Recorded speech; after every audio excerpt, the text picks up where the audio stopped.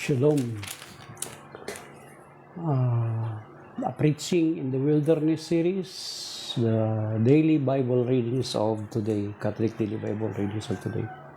The first reading is taken from the Acts of the Apostles, chapter 9, verses 26 to 31. Then the angel of the Lord spoke to Philip, "Get up and head south on the road that goes down from Jerusalem to Gaza, the desert route." So he got up and set out. Now there was an Ethiopian eunuch, a court official of the Candace, that is the queen of the Ethiopian, in charge of her entire treasury, who had come to Jerusalem to worship. Oh, no, it's not. Acts chapter 9, verses 26 to 31. When he arrived in Jerusalem, he tried to join the disciples, but they were all afraid of him, not believing that he was a disciple. Then Barnabas took charge of him and brought him to the apostles and reported them how on the way he had seen the Lord, and that he had spoken to him and followed in Damascus. He had spoken out boldly in the name of Jesus. He moved about freely with them in Jerusalem and spoke out boldly in the name of the Lord. He also spoke and debated with the Hellenists, but they tried to kill him. And when the brothers learned of this, they took him down to Caesarea and sent him on the way to Tarsus. The church throughout all Judea, Galilee, and Samaria was at peace. It was being built up and walked in the fear of the Lord, and with the consolation of the Holy Spirit, it grew in numbers. The word of the Lord. Thanks be to God. So the responsorial psalm is taken from Psalm chapter 22, verses 26 to 32.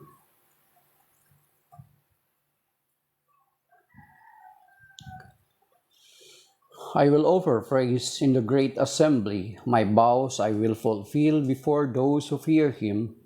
The poor will eat their fill. Those who seek the Lord will offer praise. May your hearts enjoy life forever. All the ends of the earth will worship and turn to the Lord. All the families of nations will bow low before you, for kingship belongs to the Lord, the ruler over the nations. All who sleep in the earth will bow low before God. All who have gone down into the dust will kneel in homage. And I will live for the Lord. My descendants will serve you. The generation to come will be told of the Lord, that they may proclaim to a people yet unborn the deliverance you have brought. This is Psalms. The second reading is taken from 1 John, from the letter of St. John, first letter of St. John, chapter 3, verses 18 to 24. Children, let us love not in word or speech, but in deed and truth.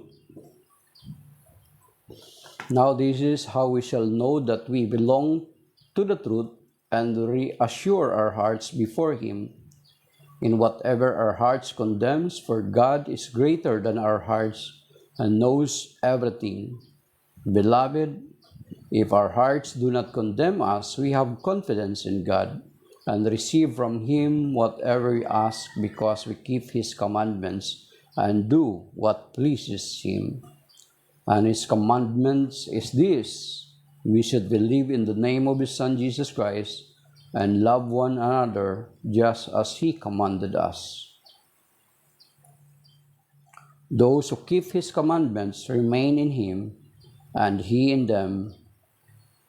And the way we know that he remains in us is from the Spirit that he gave us.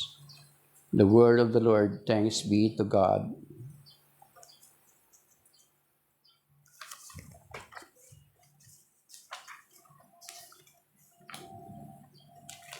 The Gospel of the Lord is taken from the Gospel according to St. John chapter 15, verses 1 to 8.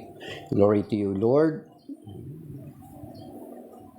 I am the vine, I am the true vine, and my Father is the vine grower. He takes away every branch in me that does not bear fruit, and everyone that does,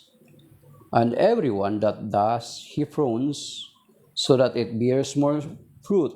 You are already pruned because of the word that I spoke to you. Remain in me as I remain in you.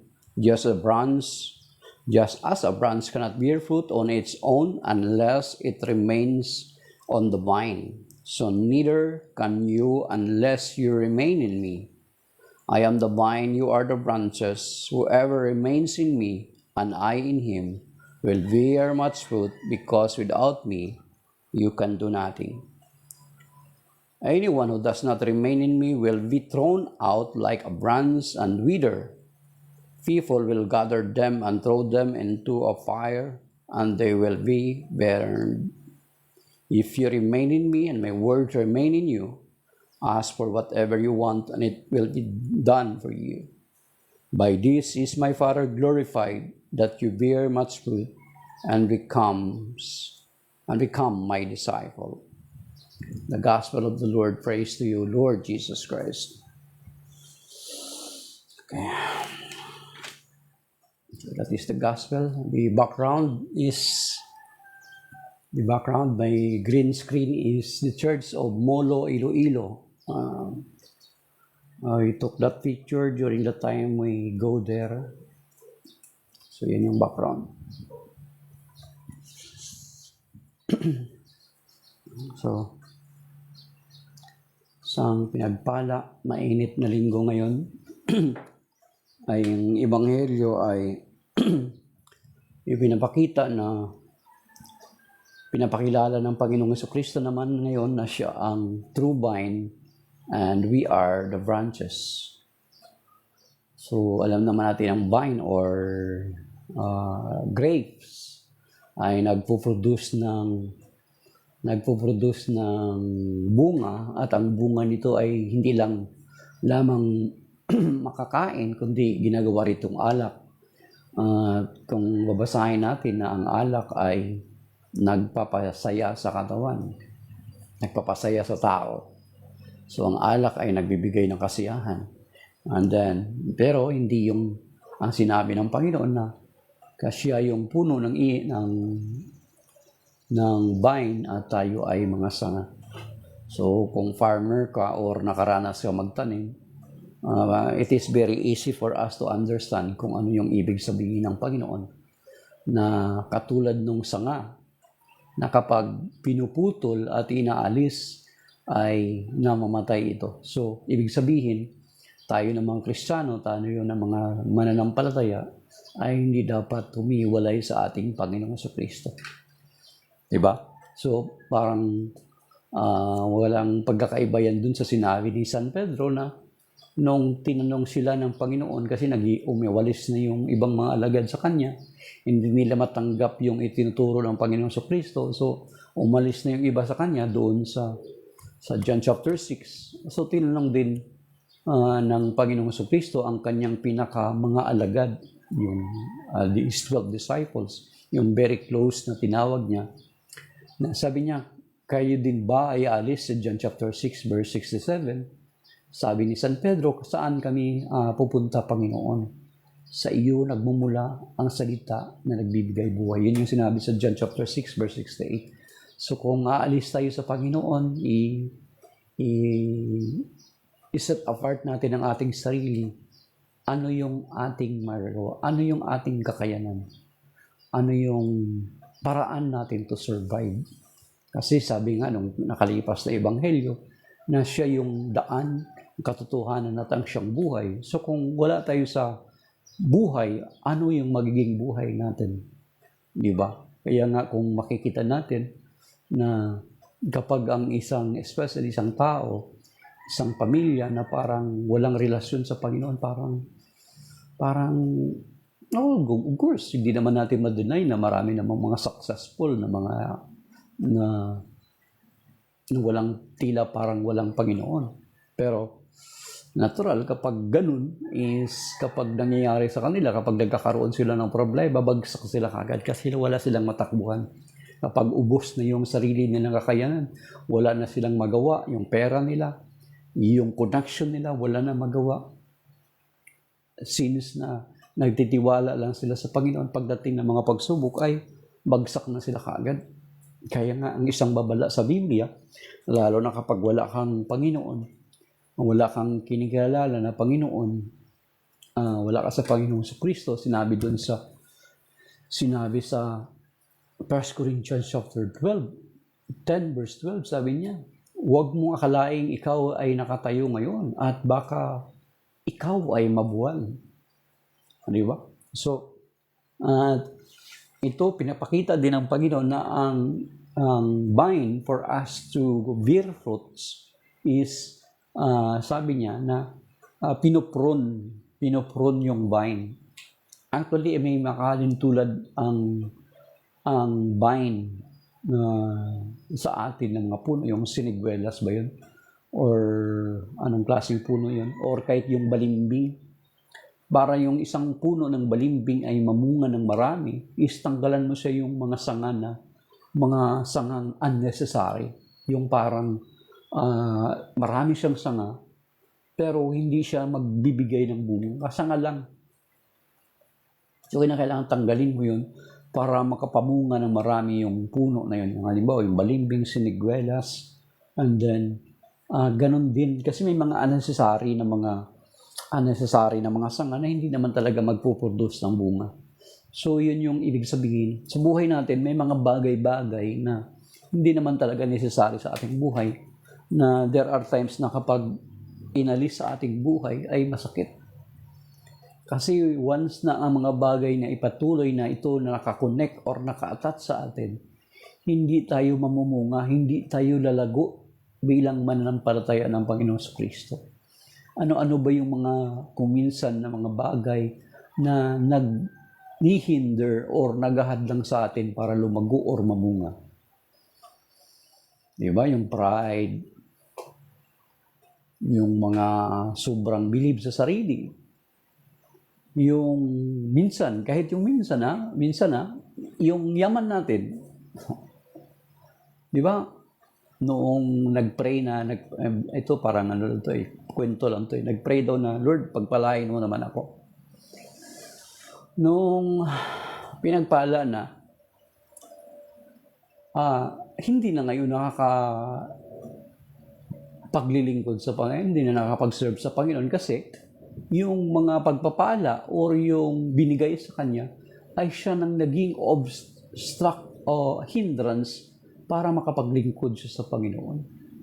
Kaya nga daw tuwing dadaanan siya ng kaibigan niya or ka-sister niya na mag-serve ay sabi niya, isama mo na lang ako sa panalangin. Nagpapadala na lang ng love offering. Sabi niya, paki-send na lang ito, paki-ano na lang ito, paki-bigay na lang ito doon. So, those are mga bagay-bagay na nagiging sagabal sa ating buhay na makapatuloy na makapanatili sa Panginoon. So, yun yung pinupuron, kung minsan masakit, tinatanggal talaga. May mga kayamanan na wala talaga. Then, nung nawala na siyang yaman, saka lang siya bumalik sa Panginoon. O, hintayin ba natin yun? Yung pride natin, di ba? Talagang makakaranas ka for you. Ikaw, lalo na kapag nagmamataas ka, is for you to humble yourselves is talagang kuminsan darating ka sa punto na ibabagsak ka ng Panginoon para ma-realize mo na ang mga bagay pala na yun ay yung nakapagpapalayo sa iyo sa Panginoon. So, pinupuron tayo ng Panginoon, yung mga pag-uugali natin, pinupuron tayo. Kasi unless na maalis yun sa atin bilang mga Kristiyano, bilang mga mananampalataya, ay hindi tayo mamumunga. Di ba? So yun, itong sinasabi niya na at bilang mga Kristiyano, sinasabi ng Panginoon na dapat manatili tayo sa Kanya kasi hindi tayo mamumunga. Ang tendency, if suppose na, yes, Master Drew, good morning. If suppose na mag-succeed tayo in our own way, kasi sabihin natin na wala ang Panginoon sa buhay natin. Pero despite of that, na nag-succeed ka without the Lord, maramdaman mo yung kahungkagan sa buhay mo. Kasi, ano ka nga hiwalay ka sa Panginoon natutuyot ka, later is, sabi, mamamatay daw, then pupulutin at susunugin, sabi ng Panginoon. Sa reality ng buhay paglilingkod, halimbawa, ikaw ay naglilingkod at you have no more time in communing the Lord in prayer. Busy ka na sa maraming bagay. Time will come, maramdaman mo na parang you are very, very easily to burn out. Ito, sinasabi ng Panginoon, apart from me, you can do nothing. Wala tayong magagawa kung tayo hiwalay sa Kanya. If suppose na kung may magawa ka man, is parang walang saysay, andun pa rin yung emptiness. Di ba nakita natin dun yung mayaman sa Matthew chapter 19, na magamat mayaman na siya, lumapit siya sa Panginoon kung paano siya magkaroon ng buhay na walang hanggan. Kasi kung yung happiness is fulfilled na siya because of His wealth, hindi na siya lalapit sa Panginoon. Di ba?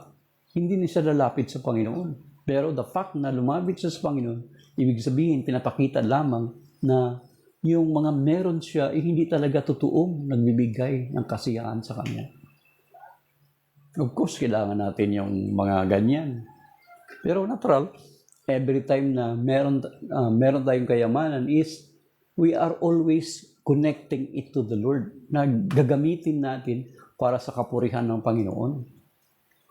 Halimbawa, di ba, katulad nung bakit daw ang mga tao na may yaman na sila is marami silang ari-arian, di ba?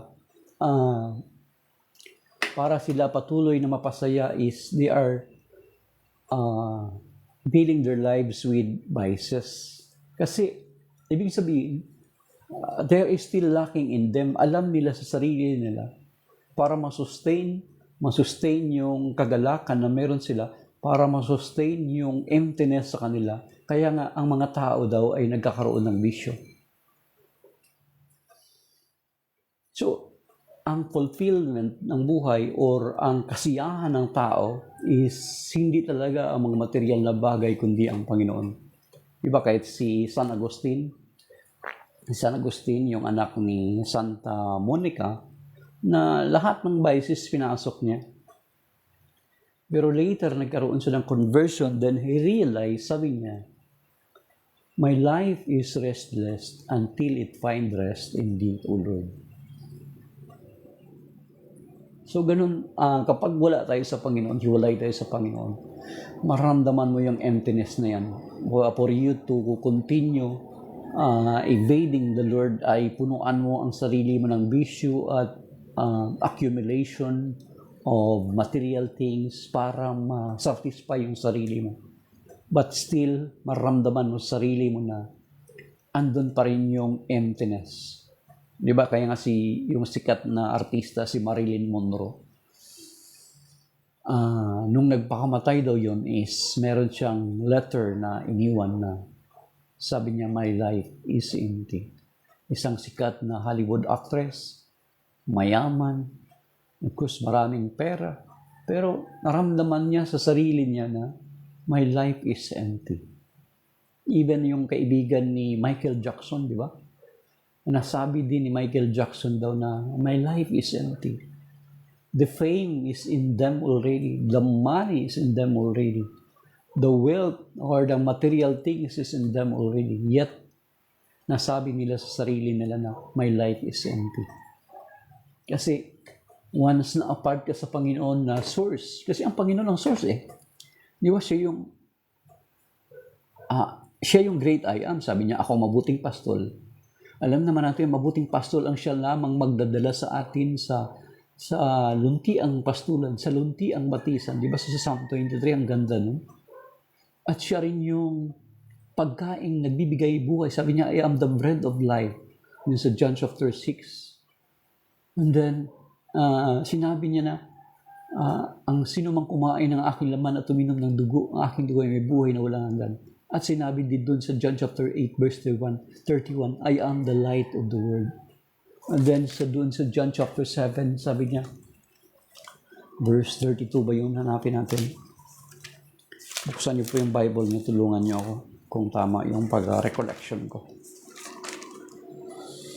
Sabi dito, John chapter 7, verse 37. 37, my dear brothers and sisters. Sabi niya, sa John 37, sabi niya, on the last greatest day of the feast, Jesus stood up and explained, let anyone who thirsts come to me and drink.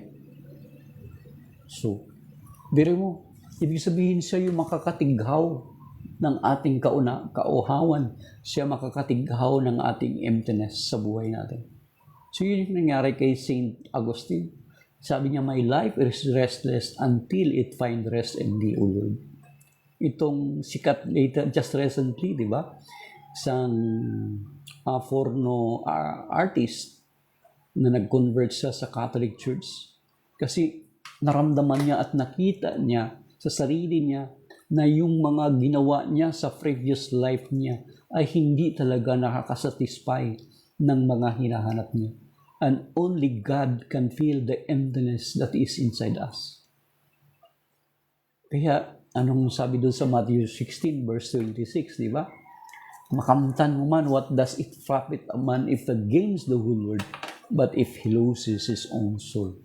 Ano yung kanyang maibabayad para maibalik ang kanyang kaluluwa? So, makamtan man natin everything sa buong mundo. Kitang-kita naman natin, very obvious yung mga mayayaman, di ba? Unang-una, sinabi sa Isaiah chapter 9, verse 6, that Jesus is the Prince of Peace. Then sa John chapter 14, verse 26, sabi niya, siya yung nagbibigay ng kapayapaan. My peace I give you. Sa John chapter 14. So kung hiwalay tayo sa Panginoon, good morning, Mr. Loyal sa Loyal. So kung hiwalay tayo sa Panginoon, sabi dito, saan na yung mga tao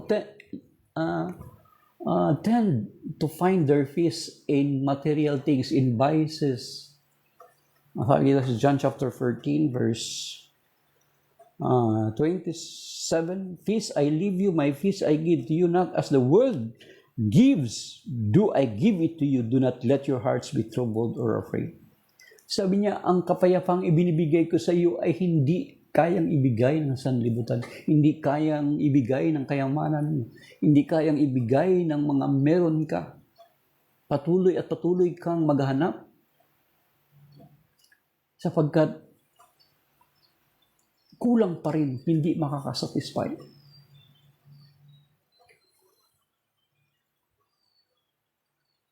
Kaya ang kailangan natin is si Great I Am, ang Panginoon Kristo, sapagkat sa Kanya lahat ay meron siya. Sabi niya, I am the bread of life, I am the living water. So kailangan natin, ibig sabihin parang siya lahat ang kailangan natin to feel the emptiness that is inside of us. He is the light of the world. Kung hindi tayo lalapit sa Kanya, saan tayo? Maybe we are still in darkness. Ang hirap sa darkness. Di ba? Kapag mag-burn out, ang hirap kumilos. Joke dati nung panahon nung sa probinsya pa kami.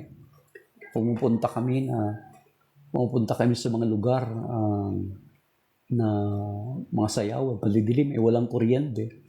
So, kuminsan mga babaybayin namin yung mga maliliit na pilapil.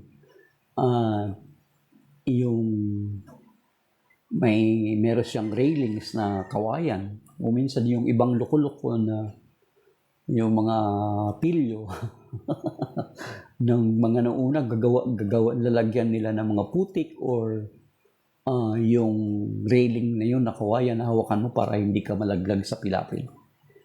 So, dahilan sa madilim. So, di ba, mga ngapa ka sa dilim? Sabi ng Panginoon, I am the light of the world. Then, sabi niya, at sa John chapter 7, verse 37, na He is the living water. So, kung buhay na tubig siya, siya yung kailangan natin sa buhay natin because without water, we will not survive. Manunuyo tayo. Kung sanga tayo na hindi nakaugpong sa puno, ay later on, ay manghihina tayo, mamatay tayo. Yung parang nabubuhay tayo na parang walang sense of direction yung buhay natin. Kaya nga yung mga mayayaman, tingnan mo. Ito, reality, whether you will like it or not, mga kapatid. Di ba? Ang mga mayayaman, kapag sobrang yaman, may security, may driver, bulletproof yung sasakyan. Di ba? And then, pagdating sa bahay, ay halos hindi mo makita na may tao sa loob kapag napakataas ng pader. At may mga CCTV. Mataas na yung pader, mayroon pang barbed wire, electric, yung nakakonect sa electricity, yung barbed wire sa taas. Na kung may intruder ay makukuryente. Then meron pang ang joke na if you can survive to the dog, meron pang buhaya doon sa loob kung papasok ka doon. At kung makasurvive ka sa buhaya o sa aso, hindi ka makasurvive sa may-ari sapagkat ang may-ari ay may baril. So, ibig sabihin, andun yung parang wala silang kapayapaan. Hindi mabibili ng pera yung kapayapaan sapagkat ang kapayapaan mismo ang ating Panginoong Kristo. Sabi niya, di ba, Isaiah chapter 9 verse 6, He is the Prince of Peace. At sinabi dito sa John chapter 14 verse 27, sabi niya, ang kapayapaan ko ibinibigay sa inyo, hindi ito katulad ng kapayapaan binibigay na sanlibutan. Yung kapayapaan na binibigay na sanlibutan is temporary lamang. Halimbawa, di ba? Masaya ka ngayon kasi nagwawalwal ka. Nag-enjoy ka sa kaibigan mo, sa mga magagandang hotel, sa magandang bakasyonan. Pero, pag wala ang Panginoong Kristo after it, balik uli sa dati. Di ba? Kaya nga merong kanta na natutunan ko nung doon pa lang ako sa Mindanao sa probinsya namin. Actually, itong kanta na to, natutunan ko to nung nasa Baptist Church pa ako. Southern Baptist Church. Itong kanta na ito is, dalawang kanta yan. Yung isang kanta is, yung una na kanta is, narinig ko sa mga sundalo kasi nung panahon na yon ng mga 80s pa yata yun. Yun, gano'n na edad kong tanda na.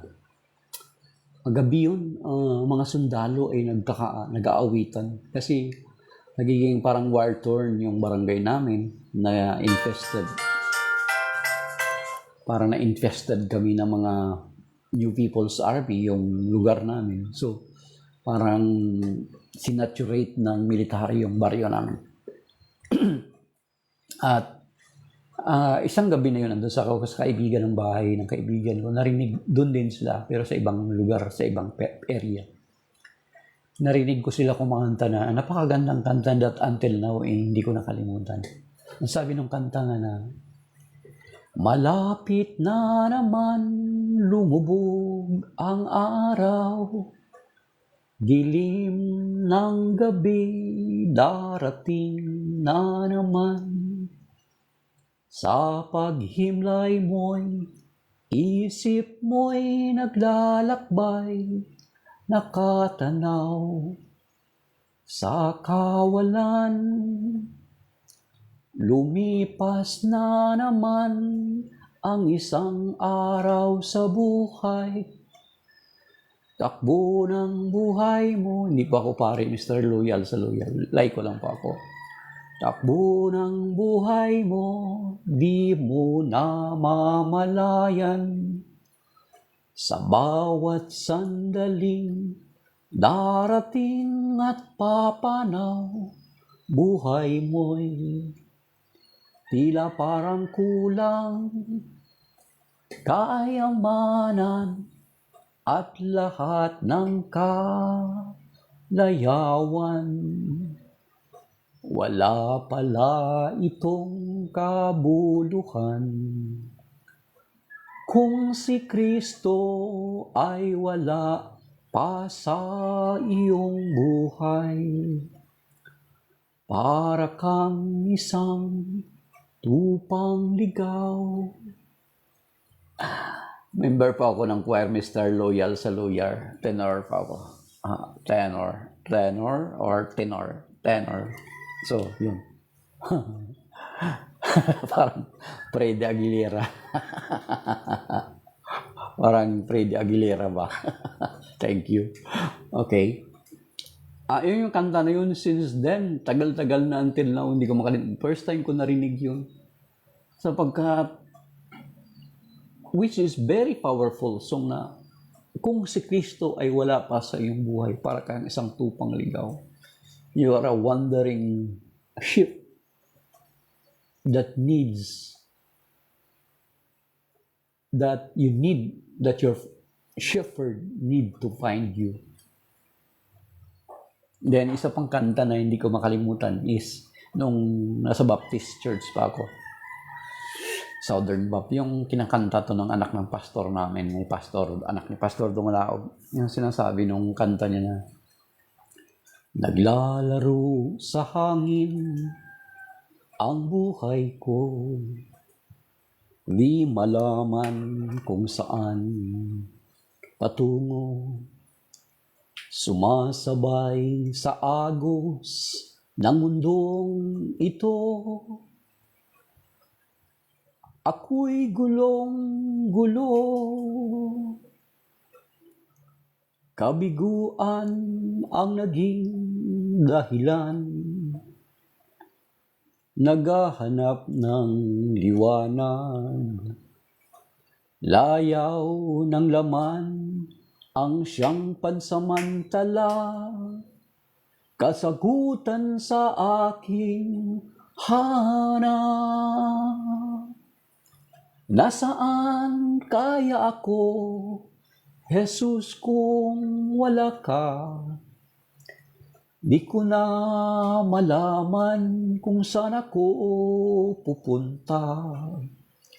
Maaaring nasa hangin pa ako, di alam kung saan ang tungo. Nasaan kaya ako, Jesus, kung wala ka? Di ko na malaman kung saan ako pupunta. Maaaring nasa hangin pa ako, di alam kung saan ang tungo. Nasaan kaya ko, Kristo, kung wala ka sa buhay ko? Diba? It's a very nice song na nagpapakita na ang kantang ito ay nagpapatunay na if really the Lord is not in us, talagang yung emptiness andyan sa atin. Hindi masasatisfy yan ng kung anong meron tayo. And only the Lord can fill that emptiness, nothing more. Kahit ma-acquire pa natin gaano ka man kayaman. Katulad nung binanggit ko kanina sa inyo, si Marilyn Monroe. Nung nagpakamatay siya, meron siyang masulat na my life is empty. Even Michael Jackson, his friend, nasabi din ng kaibigan niya na si Michael Jackson ay nagsabi daw na empty yung buhay niya. So you see, they have everything, yet still feel emptiness in their hearts, in their lives. Because that emptiness, only the Lord can fill. Because the Lord Jesus is the great I am. Siya yung tinapay na nagbibigay buhay. Siya yung tubig na nagtitighaw ng ating kauhawan. Siya yung ilaw. Siya yung puno. At tayo naman ang mga sanga. And because of that, ibig sabihin, siya dapat ang kailangan natin sa ating buhay.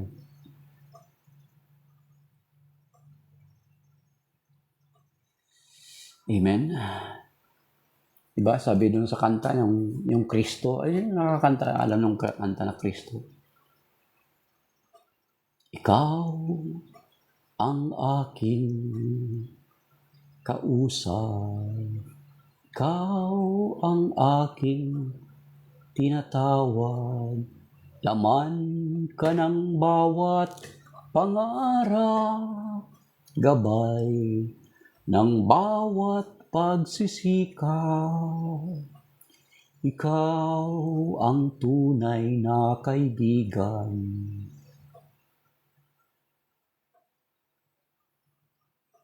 Ano?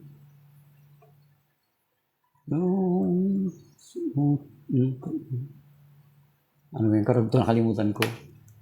Tapos yung kanta, yung chorus niya, Kristo, Kristo, kulang pa ba ang pag-ibig na dulot mo? Bakit ngayon mundo'y gulong-gulo? Anong dapat gawin? Kami tulungan mo, O Kristo. So, yan lang. Ano lang, sample lang ng kanta. Okay? Ano lang yun? Ano lang yun? So, in conclusion, mga kapatid, kung titingnan natin, base sa mga nakikita natin, base sa banal na kasulatan, yung mayaman, na despite mayaman na siya, is lumapit pa rin siya sa Panginoon. Kasi alam niya at ramdam niya na yung meron siya, hindi talaga nakakasatisfy or hindi talaga nakakasapat sa kanya na para siya ay maging masaya. So, ibig sabihin nito na kailangan natin ang Panginoong Kristo sa buhay natin at dapat mananatili tayo sa Kanya para magkaroon tayo ng bunga. Kailangan natin siya sa buhay natin sapagkat kung wala siya ay wala tayong magagawa. Yun yung sinasabi sa Ebanghelyo ngayon, John chapter 15 verse 5. I am the vine, you are the branches. Apart from me, you can do nothing.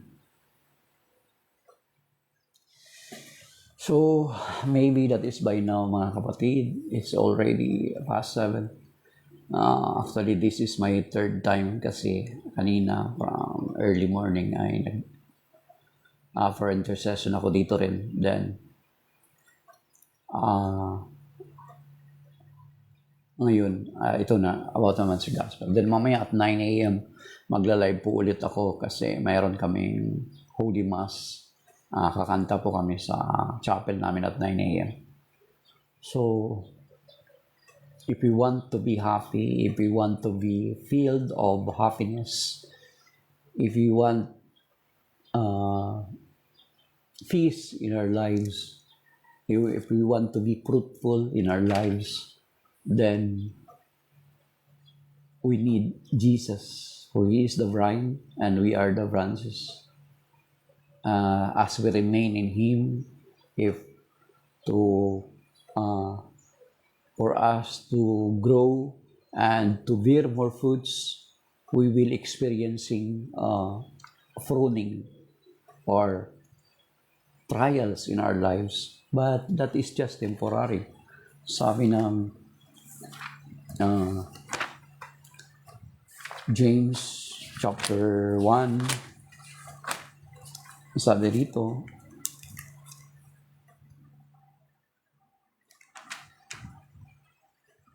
verse 12,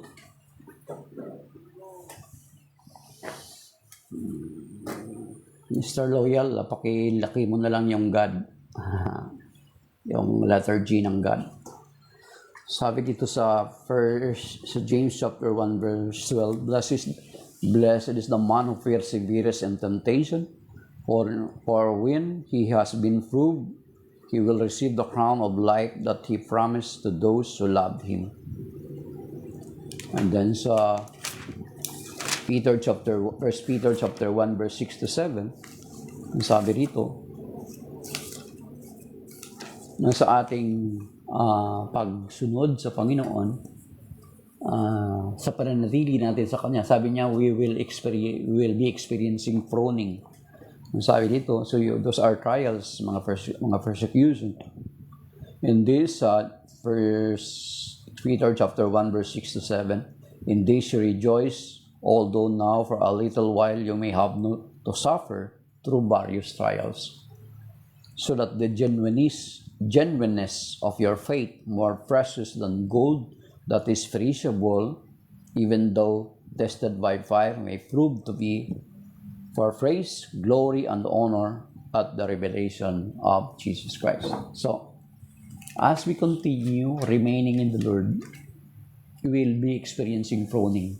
Kasi sa pagpo-pruning na yun, mga pagsubok sa buhay natin, doon tayo lalago at mamumunga. Amen? So, doon tayo mamumunga at lalago. Pero, let us remember also that the Lord has promised in 1 Corinthians chapter 10, verse 13, na sabi roon, yung mga pagsubok na dumarating sa ating buhay, ay, nasabi rito sa 1 Corinthians chapter 10, verse 13, nasabi niya,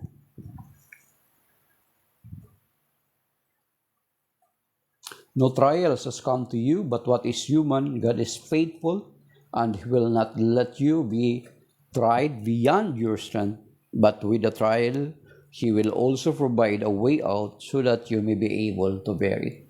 So, yun yung sinabi ng Panginoong Kristo na sa panatuloy nating pananatili sa Kanya, makaranas man tayo ng pagpupruning, paglilinis, sa-sanctify, ay patuloy na tayo manatili sa Kanya sapagkat Siya rin yung magbibigay sa atin ng kakayanan para mapagtagumpayan natin ang mga pagsubok na yan sa ating mga buhay. And because of that, after it ay ma-realize natin at makikita natin na mamunga tayo ng sagana kapag patuloy tayong manatili sa Kanya at hayaan natin ang Panginoon na i-prune o linisin tayo sa ating mga buhay. So, maybe that is by now. Shalom. Salamat po sa lahat. Loyal sa loyal. Lahat ng mga sumali, mga nanood or nakinig or dumaan, even those who just passed by, and yung mga nakatap ang stream. Thank you sa inyo. And may God bless us all. A blessed Sunday to everyone. Amen. That is by now.